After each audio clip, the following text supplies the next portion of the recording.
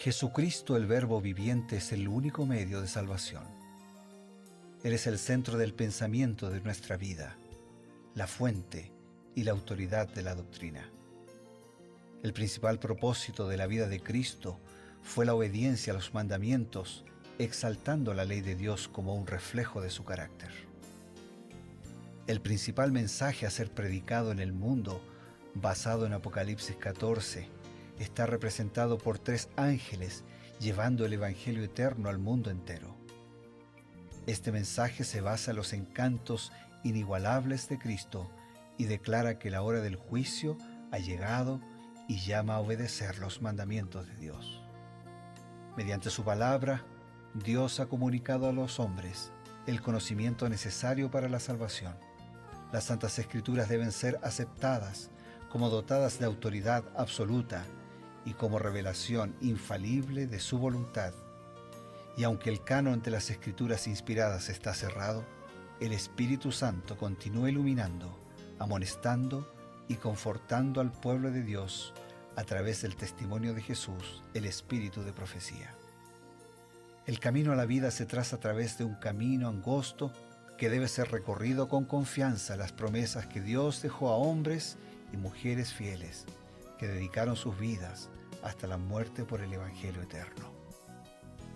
Los fundadores de la Iglesia soñaron con el día en que la revelación sería una realidad en sus vidas. Miraron con los ojos de la fe a aquel día glorioso cuando finalmente la promesa sería cumplida en la venida magistral de Jesucristo a esta tierra para recompensar a cada uno según sea su obra.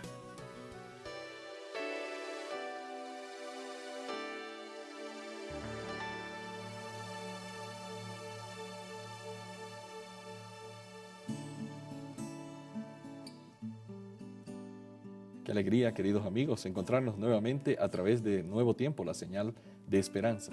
Estamos aquí para empezar su programa Creed en sus profetas. Siempre les explicamos cuál es la motivación de este programa que forma parte de la grilla de Nuevo Tiempo.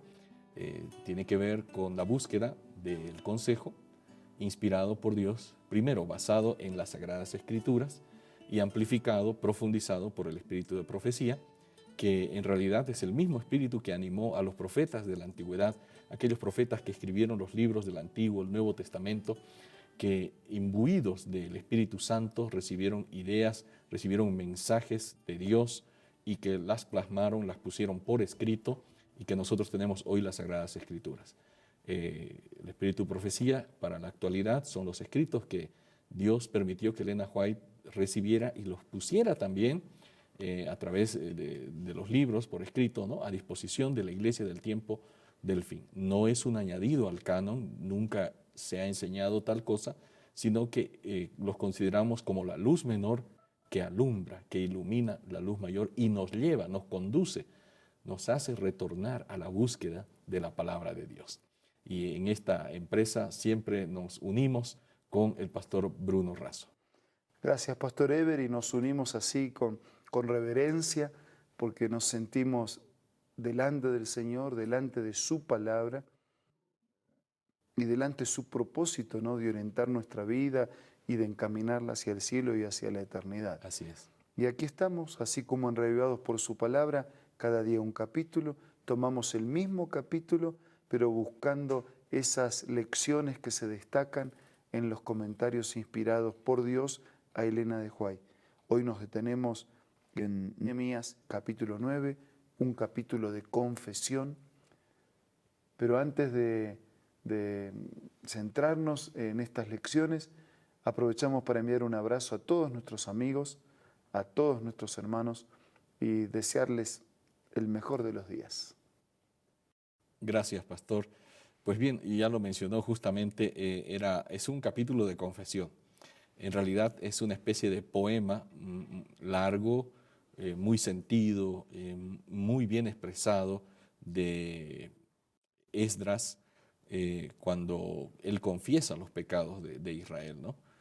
Esdras y Nehemías trabajaron juntos porque ellos estaban tratando de hacer que el pueblo pudiera reconstruir no solamente el templo, no solamente los muros, no solamente la ciudad, sino también reconstruir sus vidas. Y eso es lo que hacen en este momento. Además de pedir perdón a Dios, porque fue una convocatoria, una convocación para ayuno. Además de ese ayuno, de pedir perdón a Dios, ¿qué tenían que hacer los judíos? En el libro Profetas y Reyes, página 491, Elena de White resume de esta manera. Cuando el pueblo se postró delante de Jehová, confesando sus pecados y pidiendo perdón, sus dirigentes le alentaron a creer que Dios, según sus promesas, oía sus oraciones. Y no solo debían lamentarse y llorar arrepentidos, sino también creer que Dios los perdonaba. Debían demostrar su fe, recordando sus misericordias y alabándole por su bondad. Dijeron esos instructores: levantaos, bendecid a Jehová vuestro Dios desde el siglo hasta el siglo. O sea, bendigan a Dios para siempre. Ahora, ¿por qué habla de llorar o de sentirse triste, ¿no? Porque el verdadero arrepentimiento, Eber, es eso, ¿no? Arrepentirse es sentir dolor por el pecado que hicimos y al mismo tiempo sentir el deseo de no volver a cometerlo. Eso es arrepentimiento. Claro que sí. Porque si no, si yo pido perdón sin que me sentir dolor por lo que hice, entonces el arrepentimiento no es genuino, no es verdadero. Ahora, ¿y por qué hay que sentir dolor? ¿Por qué hay que sentir tristeza? ¿Por qué hay que sentir pesar? Porque ese pecado del cual me estoy arrepintiendo ocasionó la muerte del Hijo de Dios. Así es. O sea, no es liviano el asunto.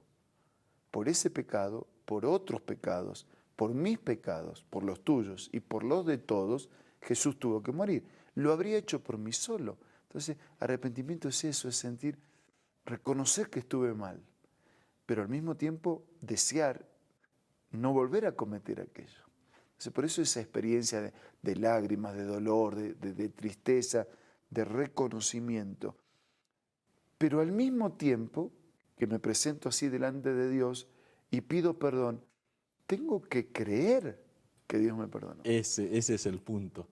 Hay mucha gente que ora, llora, se arrepiente, pero parece que nunca incorpora la realidad de que Dios nos perdona. Vos sabés que yo una vez estaba dando unas conferencias bíblicas en un lugar y una persona que venía todas las noches, estudiaba la Biblia, se lo había encantado con el estudio de la Biblia, un día dijo: quiero hablar con usted, así que quedamos un horario. Él era un comisario general y me dijo: mire, yo quiero agradecerle, pero quiero avisarle que no voy a venir más. ¿Y por qué no va a venir más? Ya que usted tuvo la cortesía de decirme que no va a venir más. Bueno, dice, porque yo más lo escucho y peor me siento. Pero feo para un predicador que le diga, más lo escucho y peor me siento. Uno quiere que la gente se sienta mejor. Claro. Entonces, ¿por qué usted? Dice, porque usted no me conoce. Yo he sido tan malo en la vida, tan duro, que yo creo que yo no tengo perdón de Dios. Entonces, yo sabía que ese era, él estiró la mano para saludarme, yo sabía que ese era el último instante, ¿no? Y hablé con él y le mostré que Dios vino para los pecadores y que Dios vino para perdonarnos. Y cuando él entendió que sus pecados también podían ser perdonados, entonces su rostro se iluminó, sintió la paz, siguió asistiendo, después se bautizó, un hijo de él hoy es pastor.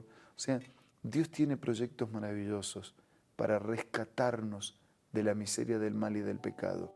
Pero además tenemos que creer de que Dios nos ha perdonado, ¿no? Porque su promesa se cumple. Y si nosotros nos presentamos arrepentidos, con pesar por el pecado y con disposición a abandonar el pecado, el Señor nos perdona. Así es. Y no necesitamos otro asunto adicional. Su palabra ya es una realidad. Su palabra, su promesa es una realidad. Y podemos creer y sentirnos liberados de la culpa y sentir que Dios me dio una nueva oportunidad. Y al liberarnos de la culpa, también tenemos que hacer algo, hacer algunos cambios en nuestra vida. Justamente eso fue lo que se comprometieron a hacer los israelitas. Tal vez nos nos explica brevemente qué cosa exactamente hicieron los hijos de Dios. En el mismo libro, Profetas y Reyes, página 492, dice: antes que terminase el día de ayuno, el pueblo recalcó aún más su resolución de volver al Señor, al comprometerse a dejar de profanar el sábado. Nehemías no ejerció entonces, como lo hizo en fecha ulterior, su autoridad para impedir a los traficantes paganos que entrasen en Jerusalén, sino que en un esfuerzo para evitar que el pueblo cediese a la tentación, lo comprometió en un pacto solemne a no transgredir la ley del sábado, comprando de dichos vendedores con la esperanza de que esto desanimaría a los tales y acabaría con el tráfico. O sea, Nehemías hizo lo que Jesús después dijo en la oración, ¿no? Dice: no te ruego que los quites del mundo, sino que los guardes del mal. Claro. En lugar de impedirle a estos traficantes que entraran, claro, lo que hizo fue insistirle al pueblo que fuesen fieles, que respetaran el mandamiento, la voluntad de Dios, el sábado. Entonces, a lo mejor nosotros seguimos viviendo en medio de un mundo de tentaciones, pero ahí Dios nos pide que seamos fieles y nos mantengamos de su parte. Qué bueno, y qué buena aplicación, ¿no? Ser fieles a los mandamientos, incluyendo el cuarto mandamiento, que es el día verdadero, el día sábado, el reposo para Jehová nuestro Dios. Vamos a ir a un breve espacio donde recibiremos también algunas sugerencias y enseguida volvemos. Hola, hoy tengo otra cita muy linda para compartir. El Dios del cielo luchó consigo mismo entre dejar que el hombre culpable pereciera o entregar a su cariñoso hijo para que muriese por la raza humana. Los ángeles estaban tan interesados en la salvación del hombre que entre ellos se podía haber encontrado a quienes habrían renunciado a su gloria y dado su vida por el hombre que perece. Pero, dijo el ángel, eso no serviría de nada. La transgresión era tan enorme que la vida de un ángel no podía pagar la deuda. Únicamente la muerte e intercesión de su hijo podía pagar la deuda y salvar al hombre perdido de la tristeza y la miseria sin esperanza. Qué linda cita, ¿verdad? Esta tú la puedes encontrar en este libro maravilloso, Primeros Escritos, escritos por Elena G. de White. Puedes descargar esta aplicación ingresando al App Store o al Play Store, buscando Elena G. de White.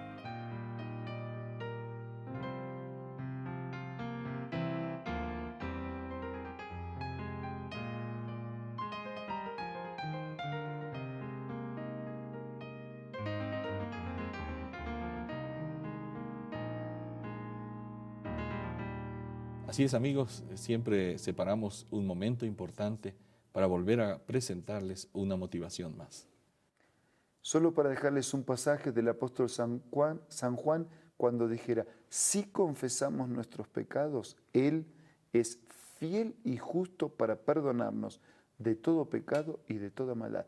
Miren, Él es fiel y justo. O sea, Dios considera un compromiso a su palabra y Él es fiel y justo para perdonar. Qué maravilloso el amor de Dios para con nosotros. Por eso vamos a presentarnos delante de Dios en la oración. Señor, nos presentamos ante ti con nuestra naturaleza pecaminosa para pedirte perdón. En nuestra intimidad, en este momento o en otro momento, vamos a confesarte específicamente los pecados de cada uno de nosotros. Y te agradecemos porque inexplicablemente y solo explicable a la luz de tu amor, tú eres fiel y justo para perdonar y limpiar todo pecado y toda maldad. Abrázanos fuertemente en este día y que podamos en gratitud entregarte una vida que armonice con tu voluntad. Lo pedimos, lo agradecemos en el nombre de Jesús. Amén. Amén. Esto ha sido Creed en sus profetas. Nuestro encuentro el día de mañana con la bendición de Dios. Hasta entonces.